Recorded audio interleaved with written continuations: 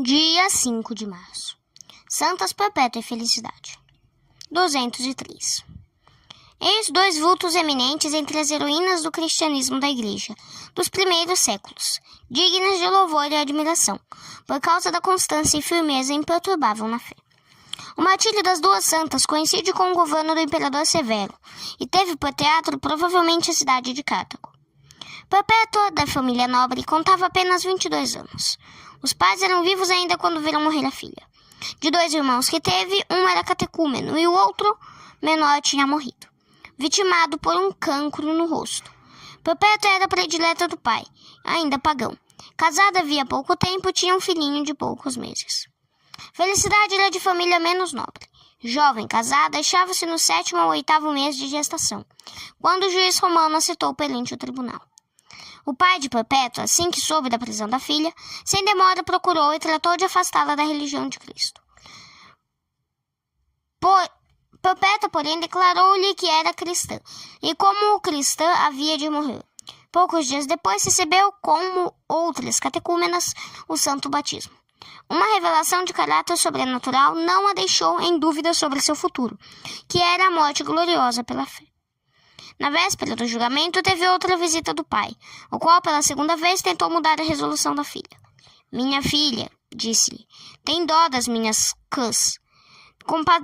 Compadece-te de teu pai, se me queres dar a honra deste nome.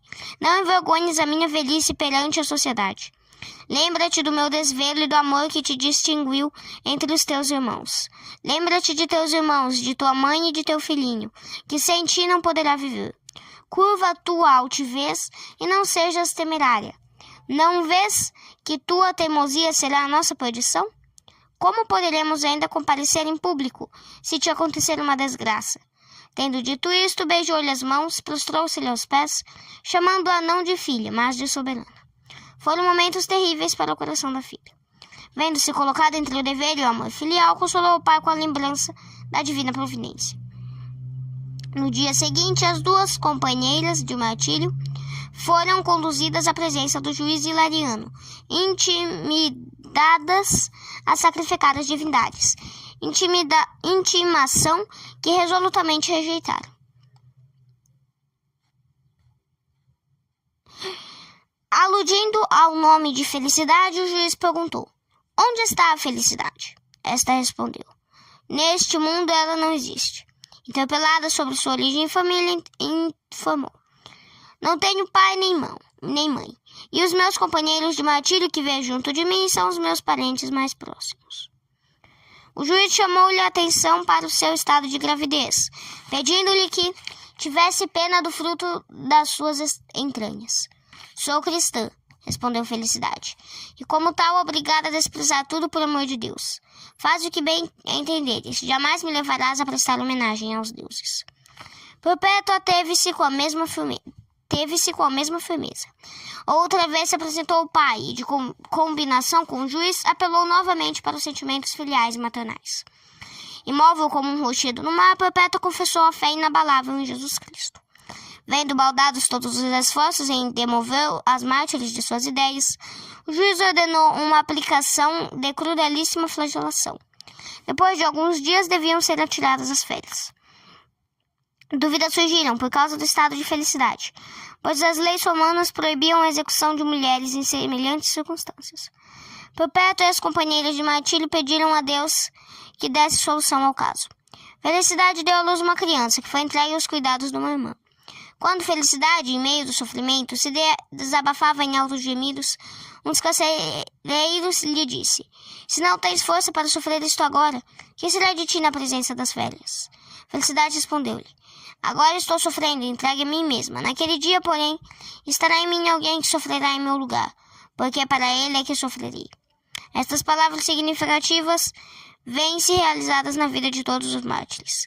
Quem sofre e dá a vida por Deus e pela fé, experimenta na hora suprema uma força e um sossego que os pecadores não podem imaginar. Estava marcado para execução o dia 7 de março, aniversário do imperador Geta. Longe de aparentar tristeza, desânimo e temor, os santos mártires se apresentaram com semblantes alegres, como se fosse a um festim. Felicidade, poucos dias antes tão fraca e abatida, qual uma heroína triunfadora, foi ao encontro das feras que a esperavam na arena. O pote nobre de Perpétua causou admiração geral.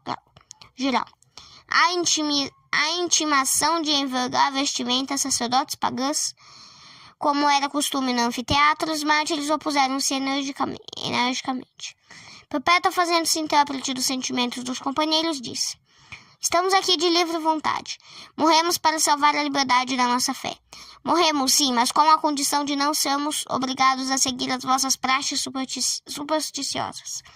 É este o contrato que fizestes conosco. Esta declaração franca e corajosa envergonhou os pagãos, que não importunaram mais os mártires com semelhantes imposições. Passando-lhe perto do juiz Hilariano, disseram-lhe: tu nos condenaste, pois fica sabendo que Deus te julgará. A multidão, irritada com esta suposta injúria, exigiu em altos gritos um castigo exemplar, que imediatamente foi aplicado em forma de vergastadas. Afinal, foram conduzidos à arena. A primeira vítima foi Saturo, atirado a um leopardo, que de tal maneira o ofendeu que foi literalmente batizado em seu próprio sangue. As últimas palavras dirigiu-as ao carcereiro Pudeu, dizendo-lhe: adeus, irmão, lembra-te da minha fé. Tem coragem. Dizendo isto, tirou do dedo um anel, deu-lhe como lembrança de seu martírio e morreu. Perpétua e Felicidade, em obediência ao costume, deviam ser despidas e atiradas a uma vaca brava. O povo, porém, atendendo a circunstâncias especiais, exigiu que se lhes desse algum agasalho. Perpétua foi a primeira vítima da fera. Vendo que o pano que lhe tinham dado para resguardá-la da nudez se havia rasgado, cobriu-se de novo. Mais se preocupava com a virtude do que com o martírio. Também se esforçou para pôr em ordem o cabelo desgrenhado e desalinhado, pois achava não ser conveniente a uma mártir apresentar-se naquele estado, que parecia indicar tristeza e desânimo. Depois se pôs em pé e estendeu a mão à Felicidade, para se levantar também. Estavam assim de pé as duas heroínas, e os algozes não se atreveram mais a atirá-las novamente às feras, mas conduziram-nas a um outro lugar, onde deviam ser executadas pela espada. Ao lado de Perpétua ia um catecúmeno, como acordando de um profundo sono, voltando assim. Depois de um êxtase, olhou para as pessoas que estavam perto, como alguém que está fora de si, e perguntou: onde está a vaca brava? Não seremos mais atirados a ela? Disseram-lhe que já tinha combatido com a fera, mas só deu crédito quando lhe mostraram no corpo sinais do cruel encontro, e quando o catecúmeno rústico lhe confirmou o que os outros tinham dito. Havia no anfiteatro um lugar onde costumavam ser conduzidas as vítimas que sobreviviam ao encontro com as feras. Gladiadores as esperavam para dar-lhes golpe de misericórdia com um punhal ou estrangulá-las. Para lá seguiram Perpétua e Felicidade e os companheiros. O povo, porém, ávido de ver-lhes a morte, reclamou que fossem executadas na arena. Ouvindo a vozeria tumultuosa, as mártires levantaram-se do chão, onde estavam assentadas, e dirigiram-se bem ao centro do anfiteatro. Pela última vez se abraçaram e beijaram, coroando assim o martírio com caridade e amizade.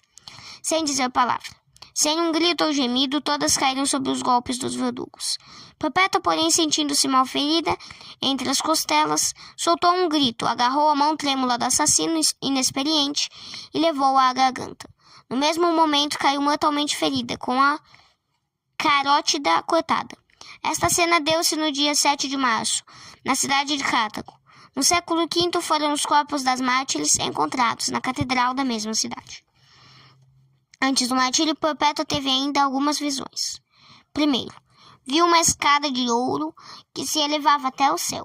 Ao lado, instrumentos martirizantes, embaixo um dragão, em cima um jardim com um bom pastor, que oferece um manjar aos que lá chegam. 2. Num duelo com um egípcio, derruba o adversário. 3. As almas dos mártires são conduzidas ao alto de uma montanha, transformando em jardim de flores, onde o ancião dos dias e os 24 anciãos, rodeados de anjos, recebiam com um ósculos que lá chegavam. Os nomes das duas mártires figuram no cânon da missa, prova de quanto a igreja primitiva as considerava. Reflexões. Que exemplo heróico de virtude não vemos no martírio de Santa Perpétua e de sua companheira Felicidade? Que necessidade tinham de sujeitar-se a sofrimentos tão atrozes, numa idade em que a natureza convida a gozar? Fácil lhes era fugir da perseguição. Fácil evitar o bárbaro martírio que as vitimou. Mas nenhum momento hesitaram em fazer o sacrifício da vida, dando a Deus a mocidade com todos os bens e prazeres que do mundo poderiam esperar. Todas as idades pertencem a Deus. Em todas as idades o homem deve servir a Deus. Não é generoso nem justo para com Deus quem dá ao mundo os dias da mocidade, reservando-lhe apenas o fim da vida. Quem não aprendeu a ser piedoso e virtuoso na infância e na mocidade, dificilmente será na idade madura. Se Jesus Cristo sacrificou a infância e a mocidade por nosso amor, não merece que lhe retribuamos o amor com gratidão, santificando nossa mocidade, consagrando-a ao seu santo serviço?